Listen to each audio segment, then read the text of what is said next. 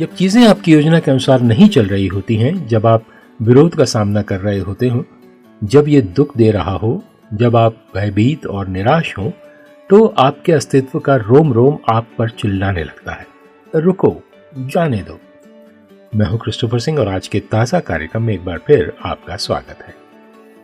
मुझे इसलिए मालूम है क्योंकि मैं भी वहां पर अधिक बार गया हूं, बल्कि कई बार। अपने निजी जीवन में और विशेष रूप से अपनी सेवकाई के जीवन में मैं वहां गया हूं, जिसमें मैं पिछले कुछ दशकों से शामिल हूं। आप बस एक तरह से वहां से हट जाना चाहते हैं, थोड़ी देर के लिए वहीं स्तब्ध होकर बैठना चाहते हैं और सब कुछ छोड़कर घर चले जाना चाहते हैं। पुराने नियम के भविष्यवक्ता एजरा को एक अविश्वसनीय रूप से कठिन काम का सामना करना पड़ा। 70 साल तक बेबीलोन की कैद में रहने के बाद इजराइल वादा किए गए देश में लौट आया था।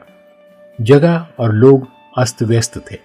यरूशलेम को पुनर्निर्माण की आवश्यकता थी और वो राष्ट्र परमेश्वर के अपने लोगों को भी पुनर्निर्माण की आवश्यकता थी, क्योंकि वे अपने स्वयं के बुरे कामों के कारण बार बार बर्बाद हो गए थे।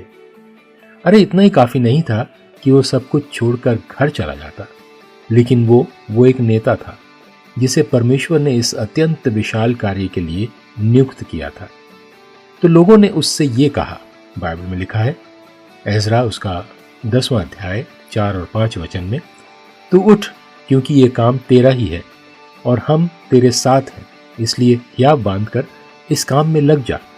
तब एजरा उठा और याजकों और लेवियों और सब इजराइलियों के प्रधानों को ये शपथ खिलाई कि हम इसी वचन के अनुसार करेंगे, और उन्होंने वैसी ही शपथ खाई। और सुनिए, कुछ दिनों में हमें बस जोखिम उठाना होगा, एक पैर के बाद दूसरा उठाना होगा और जाकर वो करना होगा जो परमेश्वर हमें करने के लिए कह रहे हैं। मैं जानता हूं कि वो नहीं है जो आप सुनना चाहते हैं, लेकिन ये बिल्कुल सच है। एजरा उठो, ये आपकी जिम्मेदारी है। ये परमेश्वर का ताजा वचन है आज आपकी।